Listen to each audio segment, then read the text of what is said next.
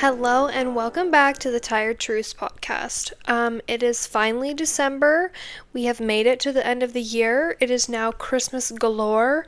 In this living room I'm sitting in, you can't see it, but there's Christmas everywhere. Okay, Christmas is my favorite holiday besides Halloween, so I am ecstatic for the next 25 days of the year. I don't know why Christmas is so great, but and it's not because it's like, oh, gifts and presents. It's like, no, I'm just like, I don't know, just loving Christmas, loving it. But with Christmas, you have to get through Thanksgiving first. And man, oh man, was that freaking difficult. Okay, let me take you back a week to Thanksgiving. This was the first Thanksgiving post Mal surgery.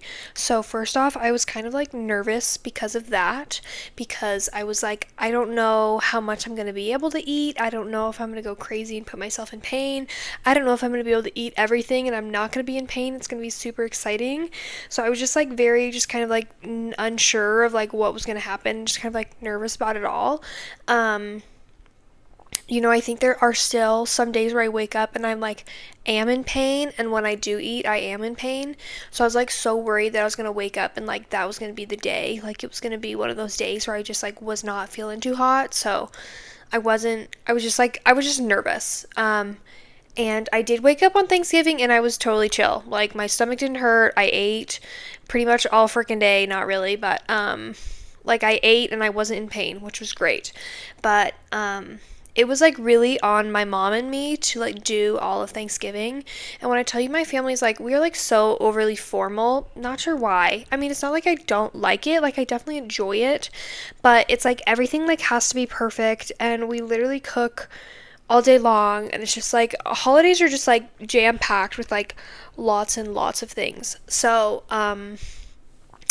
the day before, what was that, like Wednesday, I literally cooked all flippin' day. Okay, when I tell you I was going from like 11 in the morning, which I know is like not very early, but when you have pots it's early. Okay, I went from like 11 a.m. to 8 p.m.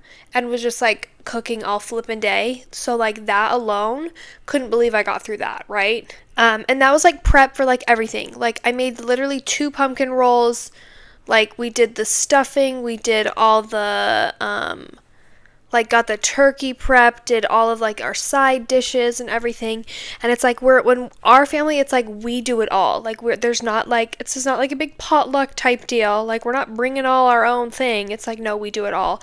Which, first of all, potlucks are a public health atrocity. Okay, is that the right word? I don't know. They're disgusting. No one ever should be doing a potluck, okay?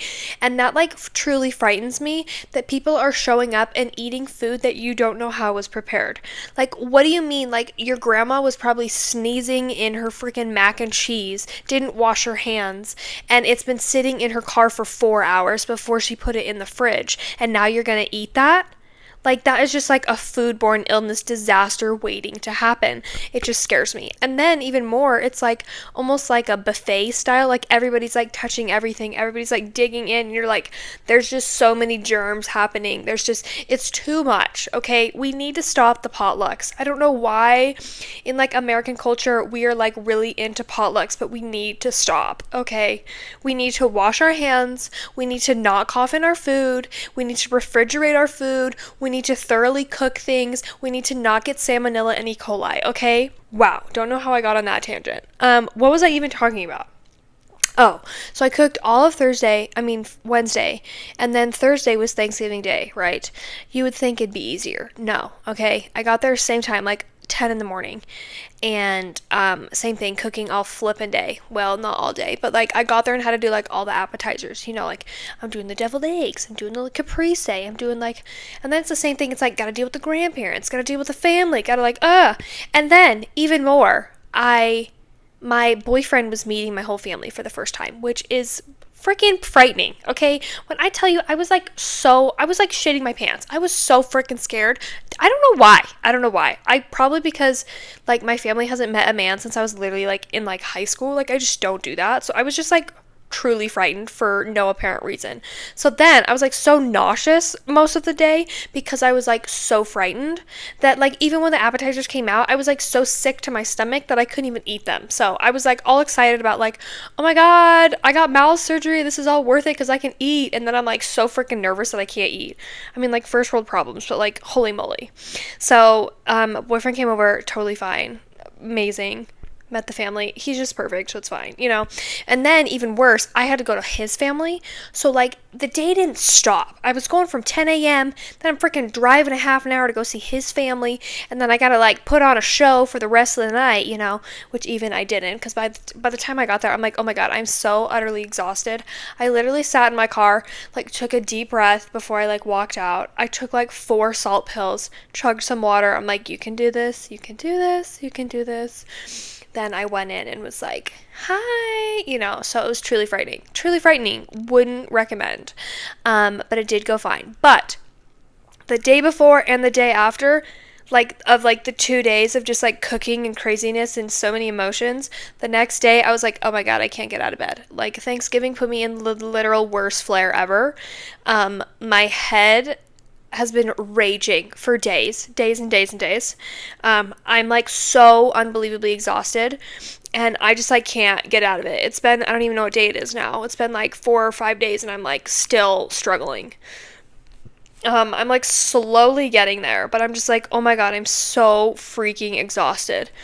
And then I feel like even worse with pods is like I'm so exhausted, but I can't sleep.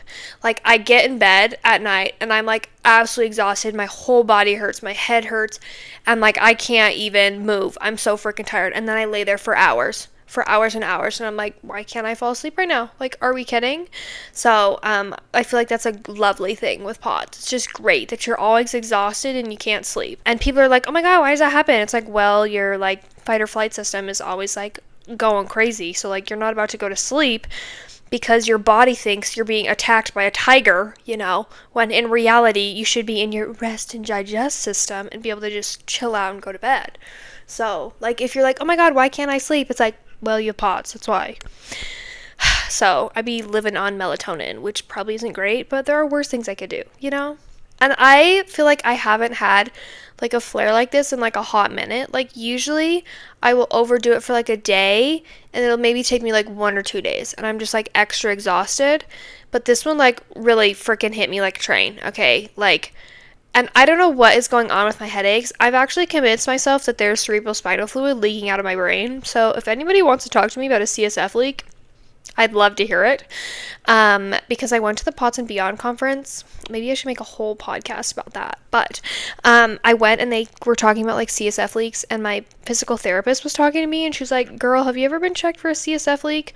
Like, you have EDS. It's actually like pretty common for literal cerebral spinal fluid to be leaking out of your brain.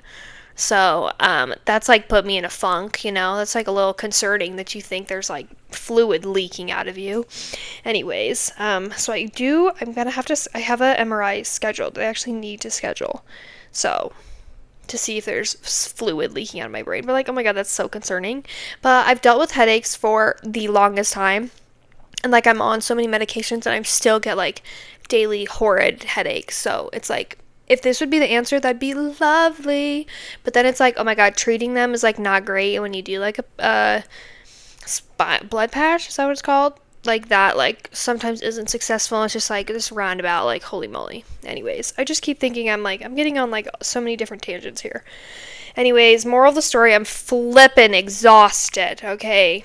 I'm like slowly getting through it. I've been really like pushing the salt and the fluids. I've been drinking the disgusting liquid IVs, the disgusting element drinks. I'm just like, why can't we make a better, what's it called? Electrolyte drink. It's like, are we kidding? Like, why are they all so unbelievably disgusting? And then when you like wake up and you're like nauseous every day, you're like, I don't want to drink this. I don't want to drink this disgusting drink, you know? So then like the way I do it, I just like put more water in it so it's like less diluted. But then it's like, God, now I gotta drink like double of this disgusting drink instead of just like chugging down the first one. But I'm like not capable of like chugging anything down. Not sure why. I just like I haven't been able to do it my whole life. Like I can't chug a drink. Like I can't. I'm a certified sipper. Okay, I can't chug things. I don't know. Maybe I should like try a different spree of like trying different electrolyte drinks, because like They're just disgusting. They're disgusting. Um, Oh, and even more, like with my whole exhaustion, I started up my job this week. So I had to coach volleyball this week. So I'm like literally on Monday, Thursday, let's see, Thursday, Friday, Saturday, Sunday, Monday. I was like dead for literally 4 days. I like did not move from my bed for 2 days straight. Finally, like slightly got up, and then I had to go freaking coach volleyball. And when I tell you that's utterly exhausting, I had to go and have my parent meeting, and then I had to like go like be all peppy in front of all of these like 15-year-old kids and like pretend that I'm like fine and happy. And then I even had to play at some points because we didn't have everybody show up, and I'm like, oh my god, I can't. I was so exhausted. So stuff like that. It's like even when you're like in a flare and you like have to do things, like I didn't have a choice. Like I'm the only coach that goes there. Like it's my parent meeting. I have to go. That it's like, well, then that like pushes you even further into a flare because I'm like, oh my god, I have to do this, and now I'm like overexerting myself, and then I'm even more exhausted, and I'm just like dying and dying and dying, you know? God, it's exhausting. So, and it's just like, it's so hard when you're like in those states when you're like, I cannot do anything because, well, okay, and I feel like I'm always like steadily like I can't do everything, but like when you're in a flare, like it's just like everything is like exacerbated and everything is so much worse. Like usually like I get out of bed and I'm like dizzy, but now it's like I can't get out of bed because I'm so utterly dizzy, and when I do stand up, like the world goes black, and I feel like I've run 10 marathons and it's a feat to walk to the bathroom. You know what I'm talking about. And like when I'm like in those states, I know there's like so many things I have to do, and I'm like laying in bed like thinking of all the things that like I need to be getting done that I'm like not getting done. And I feel like that like gets me more like not like anxious, but more like, oh my gosh, I have so much to do and I can't be doing it. That it's like, oh my god, then it just like makes everything worse because you're thinking about all the stuff you need to do and then you can't do, and then you just like get mad because you're like, oh my god, why can't I do this? And then you're like, oh my god, why do I have to be chronically ill? And then you're like, ah, it's just like this like spiral of like things are not going well, so I'm happy to slowly be recovering. I'm very grateful that right now, like, I don't have, like, I'm not working full time. God, I don't know if I ever can do that. But, like, I'm not, like, my schedule's, like, really lax right now. That it's, like, I do have the opportunity to be able to, like, lay in bed and, like, struggle for a few days. Like, that is, like, such a privilege and is great. Anyways, I'm really getting over things. I fear things are on the up and up. I feel like it's hard post surgery, and so many people, I get this all the time. Like, people are like, oh my gosh, how are you feeling? Like, after your surgery, like, aren't you amazing? Like, don't you feel perfect? And you're like, well, actually, no. Like, I'm actually still very ill.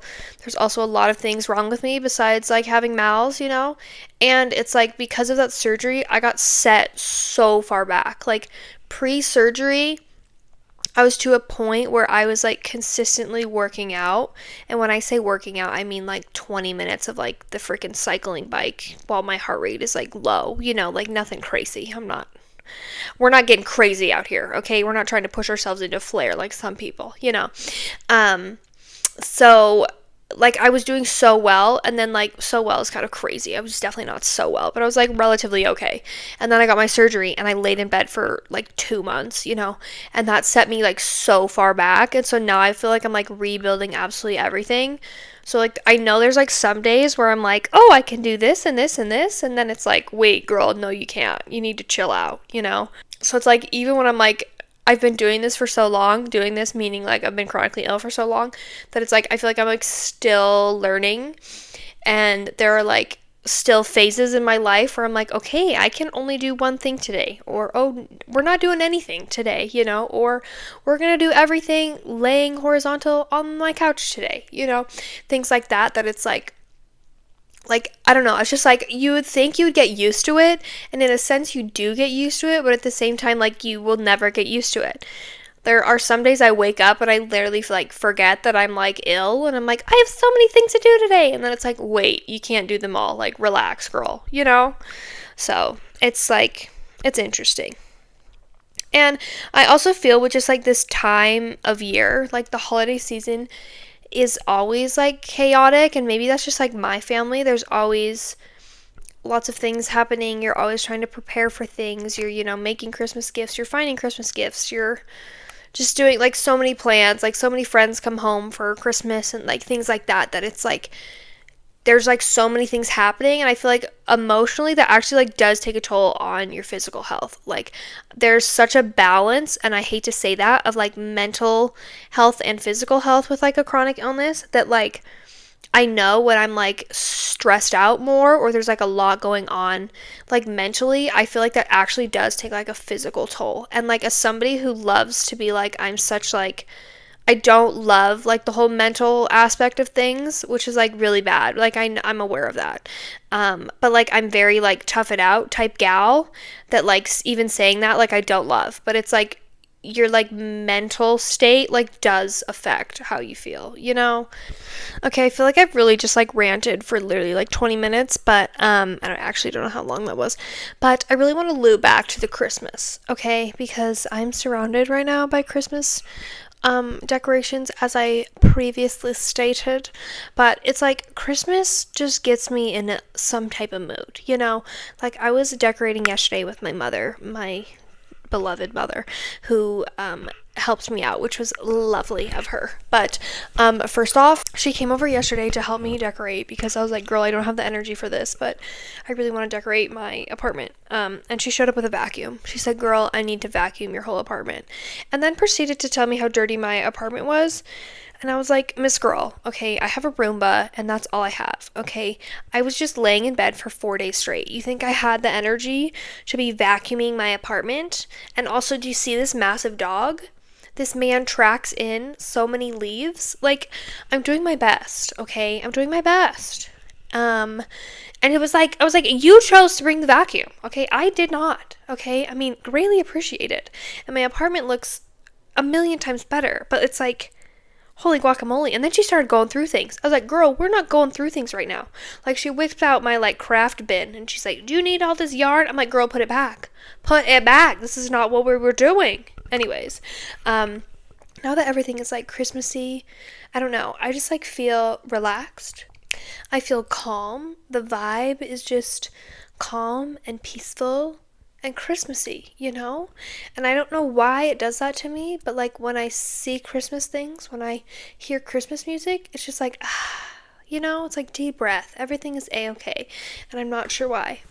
I also have a great obsession with the Grinch. I love the Grinch, but specifically the OG one, like the super, super old animated one. I listen to that. I watch that. Not listen. I watch that every Christmas Eve. Like, that's like, sorry guys, we must do this. I will be doing that for the rest of my life. I hope you know that. So, love the Grinch. But also, I'm super excited because I went to the movies the other day, and the Jim Carrey one, I guess it's like the 25th year like special or something, like I don't know. And so they're gonna play it in the movie theater. So I was like, I have to go. I have to go. So I told my boyfriend, I said, I'm sorry, you are going to this with me. I am so sorry. I will be getting the tickets and we will be going to this. So don't even know if he likes the Grinch, but he's going to now, okay? Because we're going to go see it. And George loves the Grinch. Speaking of, I don't even know what to get this man for Christmas. I don't think he knows what Christmas is, but it's like, I have to get him something for Christmas, right? Right? He's gonna go get a haircut today, and it is very much needed. But I'm gonna be kind of sad because he's not gonna be like fluffy for Christmas. But usually I do it myself. But after this week, I was like, I cannot do it. I will be paying a bajillion dollars to get you groomed. So, and that's a sacrifice sometimes you have to make, okay? That's the other thing about, like, being chronically ill. Like, I will make a plan, and I'm like, Kate, this is what needs to get done. This is what we're doing. And then I wake up, and I'm like, I actually can't do any of this. Like, it's actually so frustrating to be able to get anything done. And then sometimes your lovely family members are like, why haven't you done anything? It's like, girl, I'm fighting for my life, okay? Like, I don't know how to explain to you that laying in bed and watching TV takes so much capacity. Like, so much brain capacity, you know?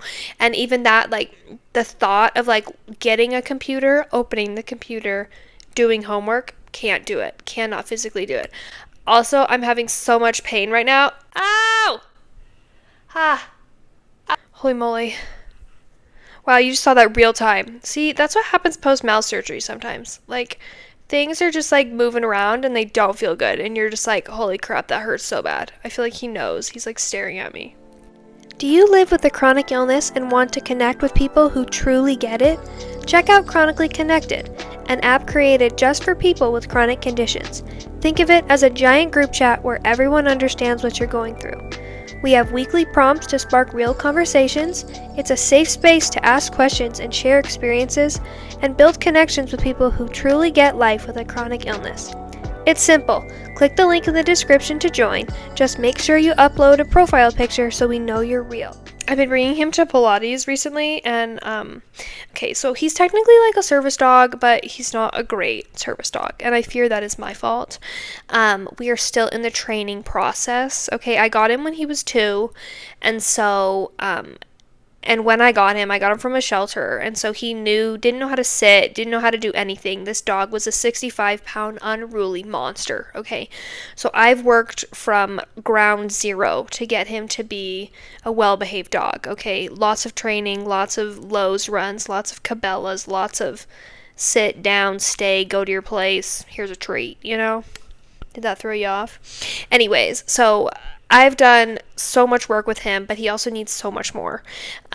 He's like almost there, I would say. The only thing is he just loves people. He loves people. He loves life. And he just gets a wee bit too excited. And we are working on our, reactivity, our calmness. We need to be calm. And you would look at this dog right now and you say, what do you mean he's so calm? But then you get a new person here and he's just like starts to shake. And he's like, oh my God, I want to say hi. So that's like our biggest thing. And so I am cognizant of that. I am not about to be a bad service owner and take him somewhere that he's going to fail when there's other dogs, other people around. The last thing I would ever want is for him to go where there's another service dog and he fails. Like that's where we are right now. So it's like we go to dog friendly places at the moment. So we are still training, and there are days that he's like, oh my God, you're perfect. And then there are other days where I'm like, oh, you're not great. So anyways, he comes to Pilates with me, which is it's just one reformer. I just like see my physical therapist and we're like in our own room and there's never anybody around, and so it's like totally fine. So he comes, but his new thing, he has gotten in a little barking mood, and he will, it's not like demand barking, but it's like, what are you doing? Barking. So like I'll be like on the Pilates reformer and he just kind of like gets stressed out, like what is my mother doing? And he will bark. So that is like not great. And it's really funny because I'm like shh all the time while I'm like on this reformer, or he'll be like sniffing my face while I'm like trying to like fight for my life on this like, so I'm like in like a pike plank or something. It's like holy guacamole. I don't know how I started talking about this, but there's this one time. Usually I'm the only person there when we show up. Like we go up the elevator and there's nobody there. And so we went up the elevator and the elevator door opened and he's sitting like a very polite, amazing service dog. And there's like 5 people in there and he loses his mind because he's like, I did not expect there to be 5 people here. I'm so excited. I want to say hi to you all. And so he starts to wiggle and he starts to shake and I'm like, you need to chill out. You need to chill out. And I have so much stuff in my hands and I fear he gives a little tug and he's like, I want to say hi, and like kind of like runs up to go say hi to these people.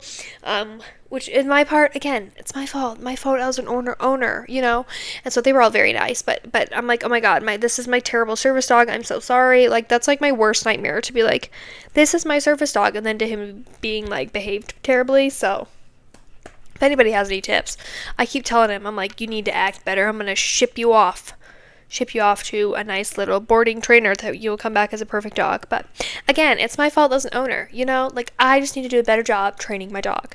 But I feel like that's like a double-edged sword when you're chronically ill, because it's like I'm trying to fight for my own life, and now I have to like take care of this guy too. But it's also like this man has literally like saved my life. Like he is like such an emotional support, like literal best friend. I said when I got him he was a shelter dog, but I was searching for a while, and for years I was like, I want a dog, and finally was kind of like at a point where I was like, I can get a dog, and I was looking at the shelter who only did like fostering, and so they were only at foster houses, and I was looking for this other doodle, and I was just simply looking at doodles because I didn't want the hair. um I am technically like allergic to dogs, but I grew up with like a hypoallergenic dog as a kid, and I know people are like, there are no such thing as hypoallergenic dogs. Okay, rude, go away, I didn't ask, you know. um and so I'm like, I know I can deal with like one that doesn't shed. And so I was kind of looking for doodles. I wanted a bigger dog. And I was like, but let me not contribute to the doodle problem, because have a I know people really have opinions about doodles, but I was like, people still need to like house doodles, you know? Anyways.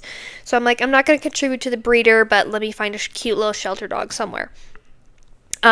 So I found this one that I loved, but the lady who was fostering him ended up giving him to another family.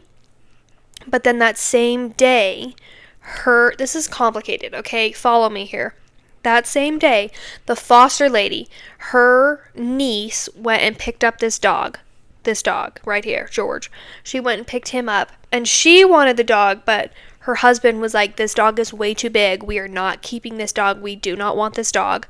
But she went and showed up and was like, this dog is so neglected and sad. Like, I cannot leave him with his owner. And so she took him. And then she was like, okay, we need someone to take care of this dog. We need someone to adopt this dog. So she reached out to me, the foster lady, and was like, hey, I just picked up another doodle today. Like, would you want this one? So that was kind of like scary to me, because I was like, I didn't know his past, I didn't know anything, but I was like, hey, can I meet him? And she was like, sure. And I showed up, and he had the worst matting I have ever seen on a dog.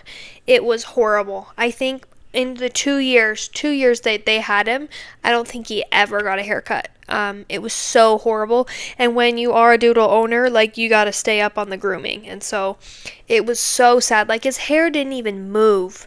But I walked in the door, and he jumped up and put both feet on me and just like looked at me. And I was like, this is my dog. We're done. This is my dog. I need this dog in my life. So, I went home, and my parents were like, this dog is huge. You do not want him. Do not get this dog. And I was like, if it's not George, I'm not getting a dog. I'm not doing it. So we went back and forth and back and forth. And I was finally like, I want him. Let's do it. I want him. And the foster people were like, okay, we're going to go get him a groom, obviously, and they wanted to do it with the one that they have been working with for like years, because it was such like a terrible grooming case. Like, it was such a hard groom that they were like, we really don't want somebody to screw this up. So they took him there, and it was the day I was supposed to get him, and I woke up and I was so sick. It was so weird. Like, I literally went to bed perfectly fine, woke up like so violently ill, like sick, like the flu type illness. And so I was like, Mom, maybe this is a sign. Like, maybe I'm not supposed to get this dog. Like, how am I supposed to have a dog when I can't even, like, get out of my bed? Like, because that was, like, my biggest thing. Like, I was like, I want to be able to take care of a dog. Like, as much of it as it's for me, like, it's also, like, I need to make this dog's life amazing, you know? And I know I'm not able to exercise as much as other people are able to, you know? So I was, like, really worried about that. Like, I was like, I want this dog to have a good life. Like, I don't want to be the problem, you know? And so I was like, maybe we shouldn't do this. Maybe we shouldn't do this. And so I was like about to send the text of being like, hey, I don't want him. And my mom called me, and she was like, your dad and I, like, we're going to get this dog. Like, I don't care. We're getting this dog. Like, if we need to help you, if we need to walk him, like, we will help you. Like, you need this dog. And, like, in hindsight, that is, like, so unbelievably kind of them. I'm, like, so thankful for that. Especially, I think it was mostly, like, girl, you are, like, gonna dive into, like, this deep depression if you don't get this dog. So, my mom went up and picked him up and brought him to me. And I will never forget this moment. Okay, I wish my mom recorded it, but of course she didn't. I was getting an infusion, and I walked out of the infusion center, and there was George. There was this cute little puppy, and I just broke down into tears and absolutely sobbed and went over to him and gave him a big hug, and the rest is history, you know? But getting him, it was so sweet. And it also was like really sad because they shaved him down to nothing. This dog had no hair on him, but his mats were so bad that that's what they had to do. And it was so sad. His ears were all like scabbed over because when they get mad at it, it really hurts their skin. And so he had so many scabs and stuff. And so this dog slept on me for like 3 days straight. He was so exhausted. And then he woke up and was a crazy, crazy dog for months and months and was running without end and had so much energy. And I was really worried I wasn't going to be able to keep up with him. But then he kind of settled into his own and was like, I love my mom. I just want to hang out with her. And I think there's always ways around things, when you are ill. He loves other dogs, so he absolutely loves dog parks. He loves fields to run in, I'm able to do little walks with him. My dad will take him on runs sometimes, so it's like you're able to figure things out. Like, he's got a good life. We love some little enrichment toys, that stimulate his brain to calm him down and stuff like that. That, like, it's like the trade-off of it is like so amazing. So, yeah, isn't that right, George? I really suggest, I don't know how I got on this topic, but I really suggest some type of like emotional support dog, emotional support animal, if even, especially when you're chronically ill. Like, you go through so much by yourself and you are alone so much. And coming home and seeing this big smiling face every day and knowing that like George wants to cuddle with me when I go to bed and that like he has such like unconditional love for me that it's like he's gonna help me get through it, So. And if I wasn't allergic to cats, I would have like 18 million cats. So, I don't know how the hell did I start talking about you, George? But I'll talk about you forever. So yeah, I don't know what to get him for Christmas. I think that's how I started. Last year I went like whack-a-mole because it was like my first Christmas with him and I got him like so many toys and like everything. But now he has like so many toys, like they don't even fit in his toy bin. So I'm like, what do you want for Christmas? He doesn't even know what Christmas is, And of course he has a bunch of cute sweaters we'll be matching on Christmas Day. He loves little sweaters. I actually don't even think he cares. Anyways, I will see you all. I don't know. This podcast was literally all over the place. This is what happens when my brain is not working and I haven't podcasted in like 2 weeks. Sorry, I'm being a terrible influencer. But I need to get on it, okay? My next week is my last week of classes, and then I'm off for literally like a month. And so I'm going to have so much time. And so I'm going to be a hardcore influencer, okay? Weekly. Accountability for myself. Ow, I'm in so much pain again. Ow! Ow! Okay, it kind of went away. Oh my god, okay. Should I leave that in there? I really shouldn't. That was really bad. Okay. Oh my god, here it comes again. Oh! Sometimes my intestines just like are not feeling it, and that's just like what's happening, and I just don't understand why. I don't know how to fix it. Anyways, I hope you all survived Thanksgiving. I hope you all are surviving the December days, even though it's the beginning of December. Hopefully you are in cooler weather and the heat is no longer a problem because I am thankful for that, okay? I will see you all next week for another episode of the Tired Truths podcast. Don't forget to like and subscribe. Love ya!